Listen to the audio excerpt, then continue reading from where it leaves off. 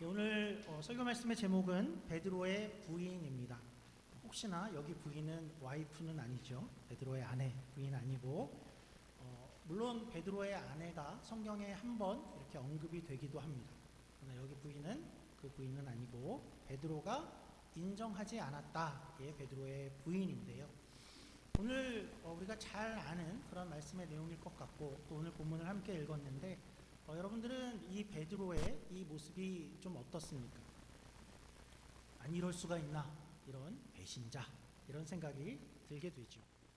예수님은 지금 그렇게 그 군대들에게 잡혀가 있고 신문을 당하고 있는데 그래도 나름 수제자라고 알려진 그런 베드로가 이럴 수가 있는가? 그리고 더군다나 저주하여 말하되 참 대단하다 싶다 하는 생각이 들지요. 그렇죠. 만약에 이런 일이 있으면 어떨까요? 오늘 이 시간에 어떤 사람들이 와서 저를 이렇게 잡아가면 여러분들이 어떻게 행동할까요? 근데 여러분 중에 어떤 이들이 저는 저 목사님 전혀 모릅니다. 아무 상관이 없습니다. 처음 보는데요. 그러면 제가 굉장히 서운하겠지요.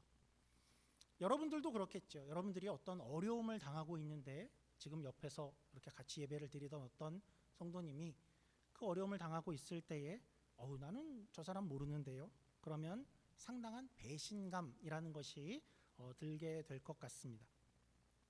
그러니까 우리도 그런데 이 더구나 베드로는 어땠는가 보니까 불과 이 사건이 일어나기 몇 시간 전까지만 해도 예수님이 제자들이 다 나를 떠날 거야 했을 때에 아니 무슨 말씀입니까? 저는 의리 빼면 시체입니다. 저는 절대로 그런 일이 없습니다. 라고 이야기를 했고 야 너는 닭이 울기 전에 2번 울기 전에 3번 부인할 거야. 이 동이 트기 전에 벌써 3번이나 부인할 거야 했을 때에도 저는 절대로 안 그러겠습니다.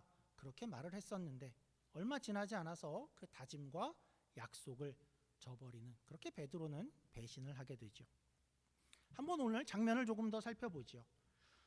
예수님은 지금 이제 군대 수백 명에게 잡혀가서 그러니까 홀로 추궁을 당하고 있고 재판정 같은 그런 자리, 네 죄를 네가 알렸다 하는 그런 가운데 있습니다. 베드로는 그러니까 저 멀리서 이 장면을 바라보고 있죠. 그런데 그때 우리 66절, 67절 보죠. 베드로는 아랫뜰에 있더니 대제사장의 여종 하나가 와서 베드로가 불 쬐고 있는 것을 보고 주목하여 이르되 너도 나사렛 예수와 함께 있었도다 하거늘. 그러니까 대제사장의 여종 하나가 이 베드로를 알아본 것이죠. 당신 내가 분명히 본 것 같은데 당신도 예수님 편 아닌가 하고 묻습니다. 아니 그런데 생각해 보면 이때는 지금 완전한 새벽 한밤중인데 캄캄한 밤중인데 어떻게 여종이 베드로를 알아봤을까요? 베드로는 지금 예수님이 이렇게 수치를 당하고 있었는데 자기는 많이 추웠나 봅니다. 누가가 이 상황을 조금 더 설명을 해주는데요. 누가복음 22장 56절입니다. 한 여종이 베드로의 불빛을 향하여 앉은 것을 보고 주목하여 이르되 이 사람도 그와 함께 있었느니라 하니. 그러니까 베드로가 이 급박한 상황 가운데 그러니까 자기는 추우니까 불은 또 쬐고 싶었던 것 같습니다. 그러니까 베드로가 만약에 저 멀리 나무 옆에서 이렇게 몰래 바라보고 있거나 어디 벽 옆에 붙어서 바라보고 있었으면 들킬 일이 없었을 텐데 그새 추워서 불 좀 쬐겠다 베드로가 그렇게 한 것 같죠. 그리고 그 얼굴에 이제 스팟라이트가 비추니까 눈에 띄게 된 것입니다. 그 질문에 베드로는 이렇게 대답을 하죠. 68절입니다. 베드로가 부인하여 이르되 나는 내가 말하는 것이 무엇인지 알지도 못하고 깨닫지도 못하겠노라 하며 앞들로 나갈새. 나는 아니다 하고 그리고 급히 다른 곳으로 자리를 피하는 것 같죠. 그 피한 자리에 또 다른 한 여종이 이제 베드로를 발견하고 두 번째로 또 묻습니다. 너 그 편 분명히 맞는 것 같은데 맞지 않냐? 그러니까 베드로가 다시 나는 정말 아니라 라고 하죠. 그리고 누가복음은 기록하기를 그러니까 이 시간이 이제 1시간 정도가 지났다라고 합니다. 이제 아마 그 1시간 동안 어떤 상황이 벌어졌을까요? 아마 사람들 여럿이서 웅성웅성 수군수군 되기 시작했을 것 같습니다. 야, 저 사람 맞잖아. 베드로 저 사람 예수 편 맞는 것 같은데, 웅성웅성 사람들의 의견을 나누다가 그 사람들끼리 다 이제 동의를 했을 것 같죠. 저 사람 분명하다, 맞다. 이제 단순한 의심 질문이 아니라 모두가 다 확신을 하게 되었을 것 같죠. 그리고 요한복음은 특별히 설명을 넣기를 그 무리 중에는 조금 전에 베드로가 귀를 쳐서 귀를 다치게 한 말고의 친척도 그 자리에 있었다라고 기록을 해주고 있죠. 그러니까 이제 확실해진 겁니다. 그리고 거기에 한 가지 더 증거가 있었죠. 마태복음을 보면 이 사람들이 베드로를 추궁하면서 이런 말을 했다고 하죠. 내 말소리가 너를 표명한다라고 합니다. 이게 무슨 말이냐 하면 네 말소리를 들으니까 너는 분명히 갈릴리에서 온 사람이 맞다라는 것입니다. 베드로가 갈릴리 사투리를 쓰고 있었던 것이죠. 이 상황은 우리 한국 사람들에게는 이해가 좀 쉽지요. 이런 식입니다. 뭐 우리가 어디 서울 한복판 대도시에 있는데 아주 경상도 저 산골에서 살던 어떤 사람이 올라와서 갑자기 서울에 와서 사람들 앞에서 나는 지금 서울말을 하고 있어요, 이렇게 말을 해도 그 사람은 나는 서울말을 하고 있어 생각하지만 모두가 다 대번에 아는 것과 비슷한 상황입니다. 베드로가 갈릴리 말투를 쓰고 있는 것을 사람들이 이제 다 알아보고 있고, 그리고 특별히 여기 말고의 친척이 그걸 증명한다, 이렇게 되어진 겁니다. 사실 이 정도 분위기가 되면 우리 같으면 아마 그냥 순순히 인정할 만도 할 것 같고, 아니면 베드로가 그냥 확 뒤를 돌아서 도망칠 만도 한데, 우리 베드로는 항상 언제나 참 밑도 끝도 없이 단순하죠. 난 아니야, 또 그렇게 나옵니다. 이유를 대라, 아니야, 무조건 난 아니야 라고 하죠. 그리고 베드로가 이렇게 상황을 보니까 도저히 이 정도 반응으로는 넘어갈 것 같지 않으니까 이런 말을 뱉어버리는 겁니다. 71절입니다. 그러나 베드로가 저주하며 맹세하되 나는 너희가 말하는 이 사람을 알지 못하노라 하니, 저주하고 맹세했다 하죠. 내가 이 예수를 알면 당장 벼락 맞아 죽어도 좋겠다. 만약 그러면 하나님이 날 평생 저주해도 좋겠다. 나는 맹세한다까지 나아간 것입니다. 사람들 앞에 그렇게 부인을 한 것이죠. 그런데 그때 72절입니다. 닭이 곧 두 번째 울더라. 그리고 이제 생각이 나서 베드로가 울었더라입니다. 우리가 이 본문만 이렇게 살펴보면 어떻게 보면 이 베드로는 어떤 사람인가 할 때에 그냥 굉장히 찌질한 사람 정도로 우리가 생각을 할 수도 있습니다. 아유, 그렇게 잘해준 사람을 배신해? 그리고 또 얼마 전까지 그렇게 장담을 하더니만 이 꼴을 보이다니. 그 밤에 몰래 쳐다나 보지. 또 자기가 춥다고 숯불 앞에 가서나 앉아있고 거기서 들키고 아니라 저주하고 맹세하고, 그리고 나니까 자기도 기분이 좀 안 좋았겠지. 저 멀리 가서 혼자 울고 있네. 아, 찌질하다.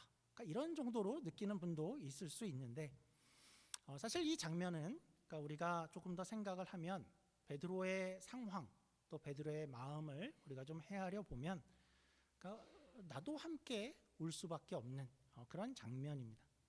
이 이야기는 사실 내 이야기 같아서 울 수밖에 없는 그런 장면이 되죠. 우리가 이 베드로를 조금 더 한번 생각을 해보려고 합니다.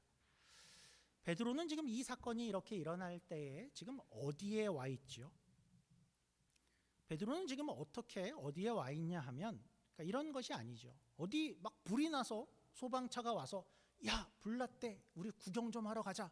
그래서 그걸 구경하러 여기에 왔거나, 경찰차가 막 삐뽀삐뽀하고 와 있으니까 무슨 일이야 하고 궁금해서 그 옆에 정도 구경 가자 하고 온 정도의 그런 장면이 아니지요. 지금 예수님이 잡혀갔다라는 것은, 그것이 뜻하는 것은 베드로의 생명도 위험해졌다라는 그런 뜻입니다. 이걸 먼저 우리가 좀 이해할 필요가 있죠. 지금 베드로가 이만큼 가까이 이 주변에 여기에 머물고 있다는 것 자체가 굉장히 생명의 위협을 무릅써서 여기 있다라는 것입니다. 이것은 예수님을 향한 베드로의 어떤 마음, 진심, 그 사랑함, 이런 것이 없이는 여기 절대 근처에 올 수 없는 상황이었습니다. 비교를 해보자면 원래는 이렇게 해야만 정상인 것, 그런 모습을 이렇게 보여주는데요. 예수님이 잡히실 때 우리 50절 말씀 보죠. 예수님이 잡혔을 때의 50절입니다. 제자들이 다 예수를 버리고 도망하니라. 그리고 51, 52절 독특한 마가만의 기록이 있는데요. 한 청년이 벗은 몸에 베옷 이불을 두르고 예수를 따라가다가 무리에게 잡힘에 베옷 이불을 버리고 벗은 몸으로 도망하니라. 그러니까 여기 나오는 이 벌거벗은 이 청년은 우리가 마가복음을 기록한 마가 자신이라고 생각을 합니다. 그러니까 마가는 지금 이 상황이 얼마나 다급하고 위험한 상황이었는지를 표현하려고 마가가 자기만 아는 이야기를 이렇게 기록을 한 것이죠. 그러니까 마가는 그날 이렇게 했을 것입니다. 그날 무슨 일인가, 밖에서 웅성웅성대고 예수님의 제자들이 모여서 어딜 간다라는 이야기를 듣고 그 한밤중에 그러니까 옷을 다 챙겨 입지 못하고 그냥 얇은 이불을 하나 뒤집어 쓰고 그렇게 밖을 나와 있었습니다. 그런데 그때 예수님이 잡혀가게 된 것입니다. 군대들이 왔고 횃불들을 들고 수백 명이 와서 예수님을 잡아가는 것을 보게 되었죠. 그런데 그도 거기서 잡히면 이제 큰일 나겠다 싶으니까 그러니까 그 이불을 벗어 던지고 그리고 도망을 쳤더라입니다. 그러니까 이 정도로 급한 상황이었다라는 것이죠. 그러니까 여러분 같으면 어떨까요? 얼만큼 급하면 우리가 밖에 이불을 하나 뒤집어 쓰고 벌거벗은 몸에 그렇게 있다가 얼만큼 위험하고 급하면 이걸 다 벗어 던지고 그냥 벌거벗고 도망갈 수 있을까요? 보통 인생에 이런 걸 경험할 그런 경우가 별로 없겠죠. 그러니까 마가의 기록은 이런 걸 보여주는 겁니다. 이게 얼마나 위험했는지, 얼마나 급했는지 그렇게 벌거벗고라도 도망가야 그것이 정상인 상황이었던 것이죠. 그런데 베드로는 지금 여기를 쫓아온 것이지요.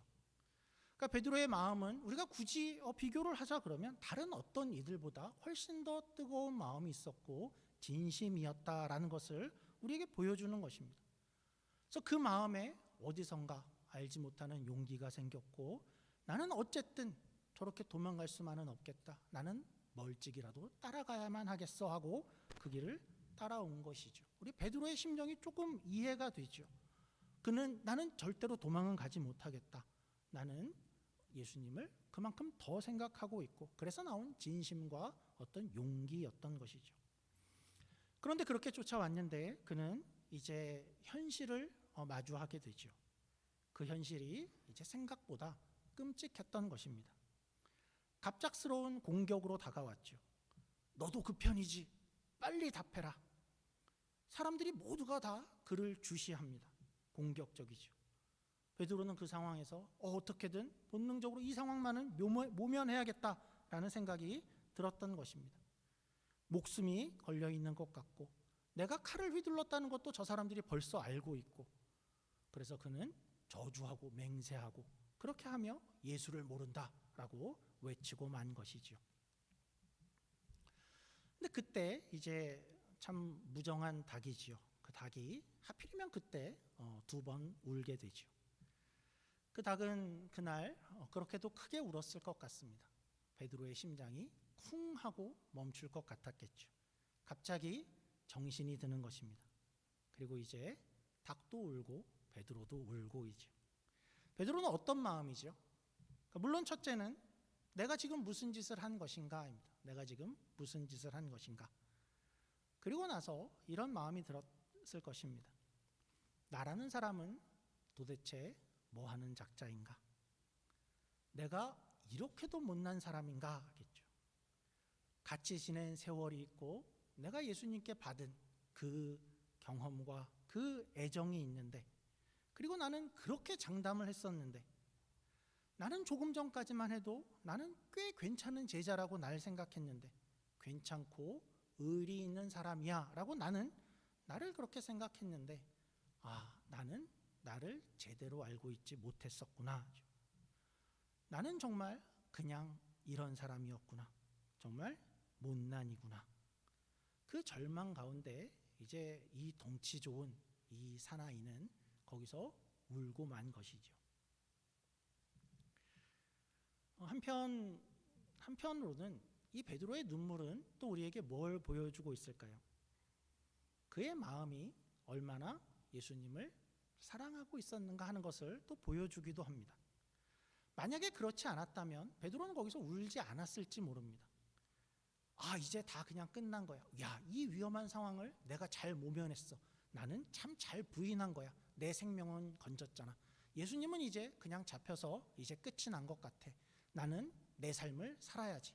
그 위급한 상황을 잘 모면하고 나왔어. 울지 않았을지 모르죠. 그러나 베드로는 거기서 울 수밖에 없었습니다. 왜냐하면 예수님을 향한 애정이 너무 컸기 때문이죠. 그 애정이 너무 큰 것과 비교해서, 그런데 나는 어떻게 했냐 하면 사람들이 두려워서 그를 부인하고 말았고, 그 사람들이 두려워서 당당할 수 없었던 자신의 모습을 보면서 너무 초라해서, 내 모습이 너무나도 싫어서, 그러나 예수님은 너무나 사랑해서 그것이 교차되면서 거기서 그렇게 울었던 것이죠. 베드로의 진심이 그렇게 컸기 때문에 자신의 모습이 심히, 그 격차가 너무 커서 심히 고통스러웠던 것이죠.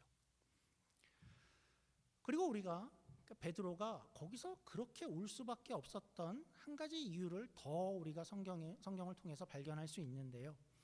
그러니까 누가가 이것을 설명하는데 베드로의 이 장면을 누가는 이런 설명을 한 가지 더 덧붙입니다. 베드로가 이렇게 3번이나 나는 모릅니다, 맹세해요, 나는 모릅니다 할 때에 마침 그때 닭이 2번 울었는데, 그때 또 마침 예수님과 베드로가 눈이 마주쳤다라고 표현을 하죠. 우리 누가복음 22장 61절입니다. 주께서 돌이켜 베드로를 보시니 베드로가 그 말이 생각나서 밖에 나가서 심히 통곡하니라. 예수님은 베드로를 바라보는데 어떤 눈빛이었을까요? 이 나쁜 놈, 정죄와 비난의 눈빛이었을까요? 내가 뭐라 그랬냐? 네가 그럴 줄 알았다. 그런 책망의 눈빛이었을까요? 아니요, 그것은 아마도 동정의 눈빛이었을 것입니다. 베드로야, 괜찮니? 너는 남들이 다 그렇게 도망갈 만한 그런 상황이고 도망을 갔는데, 너는 그래도 여기까지 이렇게 쫓아왔는데, 너는 스스로 남들보다 낫고 너는 꽤 잘할 것이라고 생각을 했겠지만 지금 너의 네 모습을 보고 너는 괜찮니? 예수님은 비난일 수는 없습니다. 왜냐하면 이미 아시고 계셨으니까요. 원래 그렇게 약할 수밖에 없는 인간이고 약할 수밖에 없어서 닭이 울기도 전에, 이 동이 트기도 전에 3번이나 부인할 것을 이미 알고 계셨으니까 이 눈빛은 이제 괜찮니? 애정의 눈빛이었던 것이죠. 그렇게 그분과 눈이 마주치고 나니까 베드로는 내가 절대 안 그러겠습니다 하는 그 장면이 떠오르면서 심히 통곡하지 않을 수가 없었던 것이죠. 오늘 이 본문은 여기서 일단락이 납니다. 그러나 이 베드로의 이야기는 여기서 끝이 나는 것은 아니죠. 그 이야기를 조금 더 해보려고 합니다. 이제 예수님이 부활을 하시게 됩니다. 그 부활하신 예수님을 베드로가 만나 뵀지만, 그러나 베드로는 결국 어디로 가 있는가 보니까 베드로는 그냥 이전 갈릴리 바닷가에 가 있습니다. 그냥 이전 직업, 이전에 하던 거, 그냥 옛날로 돌아가 있는 모습을 우리가 발견하게 되죠. 다시 갈릴리로 가서 다른 제자들과 그냥 물고기를 잡고 있습니다. 베드로는 뭘 해야 될지, 어떻게 해야 될지 힘도 없고 생각도 나지 않고 그냥 그렇게 살고 있었죠.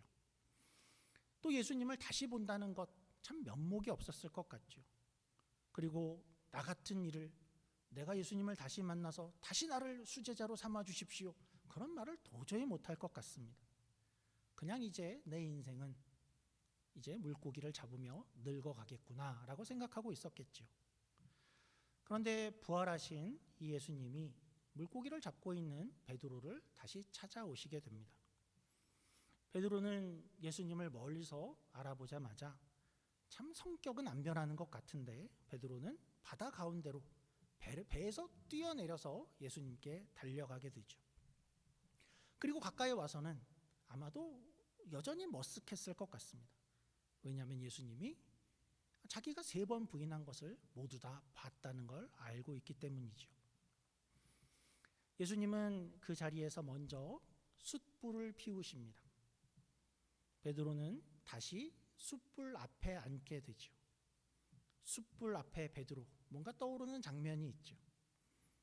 베드로는 그때 그 부인했을 때의 그 숯불을 생각하지 않을 수 없었을 것입니다. 거기서 그 숯불 앞에서 예수님이 이제 물으십니다. 우연일까요? 아니면 의도적이었을까요? 이번에도 3번을 묻습니다. 네가 나를 사랑하느냐? 그리고 2번째, 네가 나를 사랑하느냐? 그리고 또 3번째, 진짜냐? 진짜 나를 사랑하느냐? 라고 묻지요. 베드로는 마지막 질문에는 당당하게 답할 면목이 없었습니다. 사실이긴 하지만, 정말 사랑하지만 그렇게 당당히 말할 수가 없었습니다. 왜냐하면 당당히 장담을 하다가 무너졌던 자신을 알고 있기 때문이죠. 그래서 마지막 답을 이렇게 하죠. 내 마음은 여전한데 주님은 아시지 않습니까? 라고 말을 하죠. 그 대답에 예수님은 가서 내 양을 치라. 이제 다시 한번 해보자 라고 말씀을 해주시죠. 그리고 나서 이후 베드로는 사도가 됩니다. 초대교회의 리더가 되죠. 그리고 그는 성경도 씁니다. 베드로전서, 베드로후서도 씁니다. 베드로전서의 주제를 우리가 한 단어로 말해라 그러면 우리는 보통 소망 또는 산소망이라고 이야기를 합니다. 이제 베드로는 거기에서 소망을 이야기하는 사람이 되어진 것입니다. 아마 그는 살면서 이런 개인적인 경험들을 많이 나눴을 것이 분명해 보입니다. 이런 이야기를 했을 것 같죠. 나 베드로는 나는 실패해봤다. 나는 처절하게 무너져도 봤다. 그렇게 오랫동안 예수님과 같이 살았는데 그를 저주하며 부인하기까지 했다. 거기까지, 그 바닥까지 내려갔었다.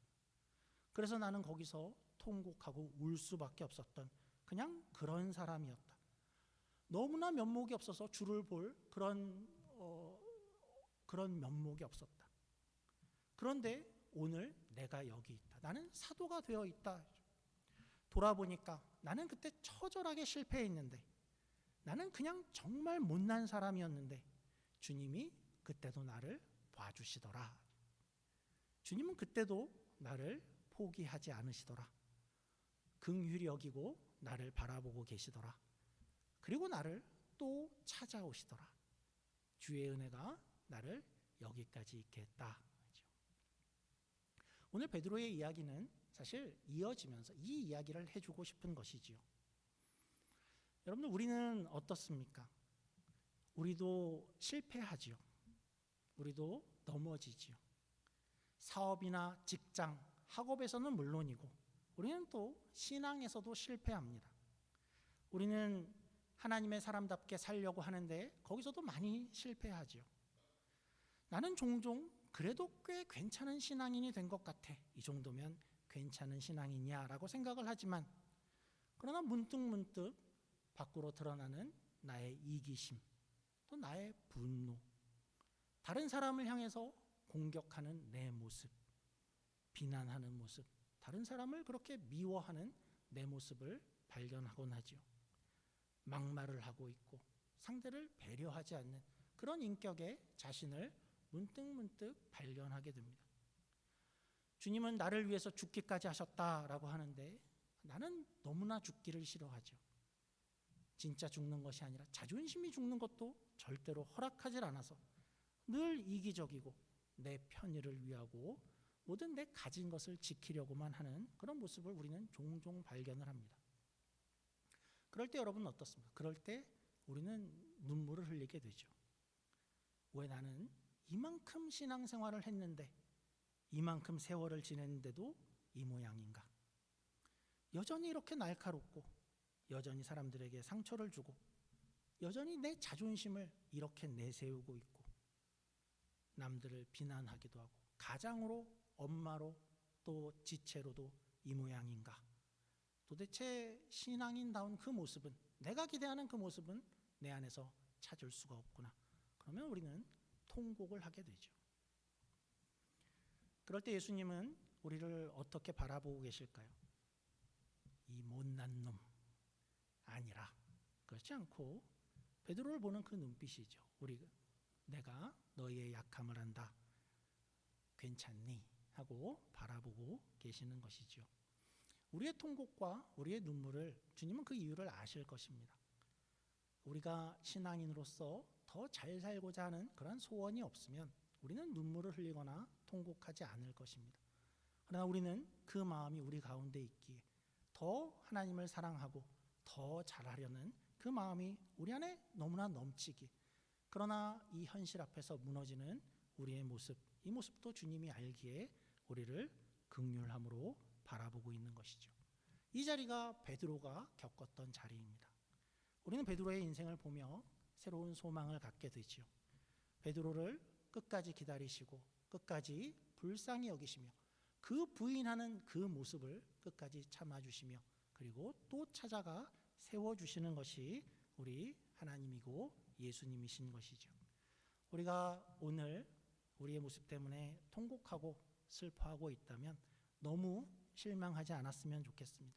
우리의 연약함을 주님이 아시기 때문이고 그것을 아시고 우리와 함께 가기를 원하시는 분이 우리 하나님이시기 때문이죠. 기도하겠습니다. 하나님 아버지 감사합니다. 하나님, 우리의 모습은 참 베드로와 같습니다. 우리는 이만큼 되면 좀 괜찮은 것 같고 잘할 수 있을 것 같고 멋있어진 것 같은데 하루하루 살면서 현실 앞에서 다시 무너지고 다시 무너지는 그런 우리의 모습을 봅니다. 때로는 말로는 아니지만 신앙을 부인하기도 하고 주를 부인하기도 하고 하나님 편에 서지 못하는 그런 모습도 우리는 문득문득 내 안에서 발견하게 됩니다. 하나님, 우리의 이 연약한 모습을 주님은 아시는 줄 압니다. 그럼에도 불구하고 우리를 긍휼한 눈빛으로 바라봐 주시고 다시 한번 가보자 늘 말씀해 주시는 하나님이 계시기에 우리가 오늘을 다시 한번 살아보렵니다. 하나님, 우리에게 새로운 소망을 주셨으니 우리의 앞날 가운데 하나님 함께하여 주시고 주님이 우리를 더 굳세게 붙잡아 주셔서 이 손을 놓지 않고 주와 함께 살아가는 우리 모두가 되게 하여 주시옵소서. 감사하며 예수님 이름으로 기도드립니다.